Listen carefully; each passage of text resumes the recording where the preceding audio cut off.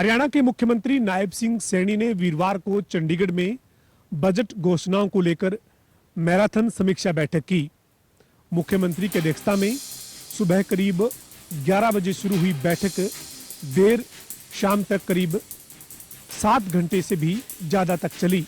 इस बैठक में 2025-26 में जो बजट में घोषणाएं की गई थी, उन घोषणाओं पर कितना काम हुआ है और कितना काम बाकी है, इस पर अलग अलग विभागों के साथ समीक्षा की गई है। इस बैठक में कई विभागों के मंत्री भी पहुंचे और उन्होंने अपने अपने विभाग के बजट को लेकर मुख्यमंत्री के साथ चर्चा की। काबिले गौर है कि हरियाणा के मुख्यमंत्री नायब सिंह सैनी लगातार परी बजट बैठक कर रही हैं और तमाम जो स्टेक होल्डर्स हैं उनके साथ चर्चा करते हुए हरियाणा का 2026-27 का बजट कैसा हो, इसकी तैयारी में जुटे हैं। इसी कड़ी में आज मुख्यमंत्री ने बीते वर्ष के बजट की घोषणाओं को लेकर और बजट में जो प्रावधान हुए थे उनके खर्च को लेकर पूरी विस्तृत जानकारी तमाम विभागों के प्रशासनिक सचिवों से ली है। बहरहाल मुख्यमंत्री बजट को लेकर तमाम बैठकें कर चुके हैं और आने वाले दिनों में कई और बैठकें भी मुख्यमंत्री की बजट को लेकर रहेगी।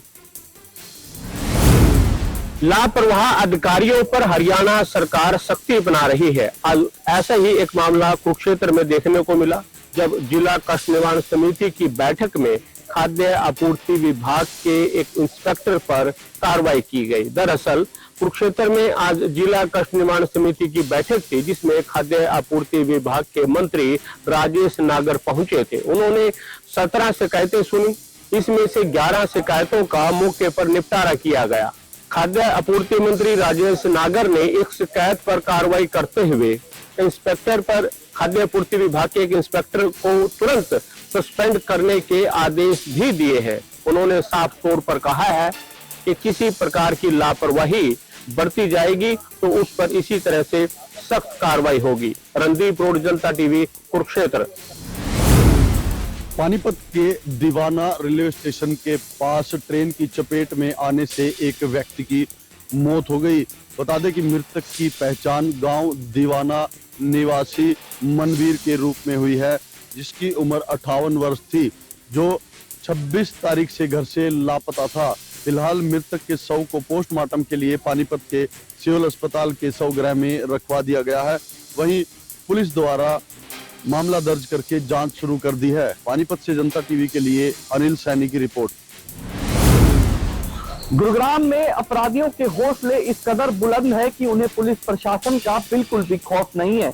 गुरुग्राम के बजगेड़ा इलाके में एक शराब के ठेके में ग्राहक और कर्मचारियों के बीच मारपीट हो गई, जिसके बाद विवाद इतना बढ़ गया कि एक युवक ने अपनी गाड़ी से पिस्टल तक निकाल दी।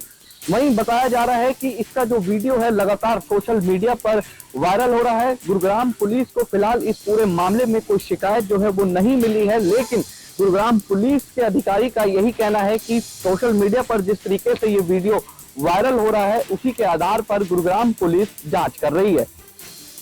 हरियाणा शहरी विकास प्राधिकरण द्वारा आज सेक्टर 6 के पार्ट 2 में पीला पंजा चलाया गया। बता दें कि अवैध कब्जे को लेकर ये पीला पंजा चलाया गया। इस दौरान एक मकान को ढहाया गया, वहीं मकान मालिकों ने अधिकारियों के साथ झड़प भी की। इस दौरान भारी पुलिस बल मौके पर बुलाया गया।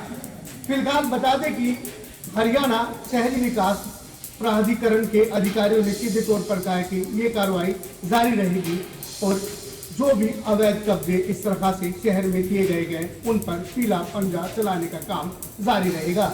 वहीं अधिकारियों ने बताया है कि इन अवैध कब्जाधारियों को पहले कब्जा हटाने के लिए नोटिस भी जारी किए गए थे, लेकिन नोटिसों का इन्होंने कोई अमल नहीं किया, जिसको लेकर आज ये कार्रवाई की गई थी। जनता टीवी के लिए झांसी से अनुराग सिंह।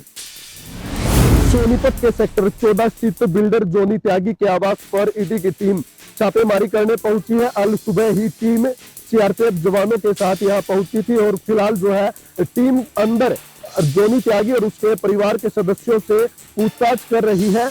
और आपको बता दें कि जोनी त्यागी सोनीपत के गांव राई का रहने वाला है और पिछले काफी दिनों से सेक्टर 14 के इस मकान में रह रहा है और ईडी की टीम ने परिवार के सदस्यों को बाहर जाने की अनुमति नहीं दी है। फिलहाल जो है सुरक्षा की दृष्टि से सीआरपीएफ के जवान तैनात किए गए हैं। हालांकि अभी तक ये आधिकारिक पुष्टि नहीं हो पाई कि टीम यहाँ किस लिए छापेमारी करने पहुंची है। जनता टीवी के लिए सोनीपत से सुशील मोर।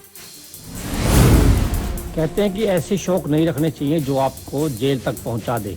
भिवानी में ऐसा ही हुआ।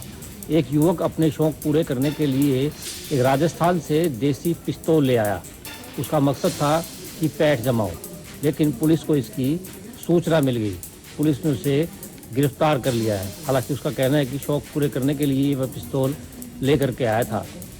भिवानी जिले के गांव रिवासा निवासी साहिल, जिसको पुलिस ने अब गिरफ्तार कर लिया है। पुलिस का कहना है कि ऐसे शौक मत पालिए जो आपको जेल तक पहुंचा दे। अब साहिल को जेल में जाना होगा। जनता टीवी के लिए भिवानी से दीपक मुटरेजा। 8 किलो चांदी को देखकर 2 युवकों का मन डगमगा गया और 2 युवक आरोपी बन गए। जी हाँ, जहां घटना के बारे में बात की जाए तो 26 जनवरी के रात के समय 2 लोगों ने पुलिस को सूचना दी कि उनके साथ लूटपाट हुई है और लूटपाट करने के बाद उनके पास से 8 किलो चांदी को लेकर कई 2 युवक हैं वो फरार हो चुके हैं, जो आरोपी हैं। उसके बाद से जींद पुलिस हरकत में आई और तुरंत पूरे शहर की नाकेबंदी भी की गई और उसके बाद से जो आरोपी थे उनसे जब गहनता से जांच की गई तो उन्होंने सच को कबूल किया और उन्होंने बताया कि वो कम समय में अमीर बनने के लिए उन्होंने इस घटना को अपने आप में ही रची थी। और उसके बाद उन्होंने बताया कि कम समय में रुपयों की चाहत के लिए जब सोने चांदी के दाम बढ़े हुए थे तो उन्होंने इस घटना के बारे में अपने दिमाग में एक मनोरंजक कहानी बताई कि जो दिल्ली के जो व्यापारी हैं उनसे वो सोने चांदी को लेकर बाजार में सप्लाई करने का काम करते थे। और अब बात की जाए तो चांदी का जो रेट है वो 3 लाख को क्रॉस कर चुके हैं और इसी रेट के बढ़ते दाम को देखकर जो 2 युवक हैं उन्होंने इस घटना को अंजाम दिया। जींद पुलिस ने जब उनसे अच्छी तरीके से तहकीकात की तो उन्होंने पूरे सच को कबूल कर लिया कि कैसे उन्होंने इस पूरी घटना को अंजाम दिया है। और अब जींद पुलिस ने जो दिल्ली का जो व्यापारी है जो सोने का जो काम करता है उसको भी बुलाया जाए ताकि जो चांदी है उसकी भी पहचान हो सके और जो उसकी एक्चुअल में जो वैल्यू है उसका भी पता लगाया जा सके।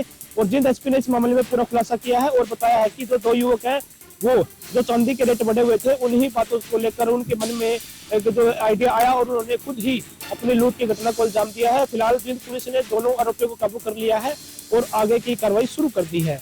जींद से जनता टीवी के लिए सुनील कुमार की रिपोर्ट।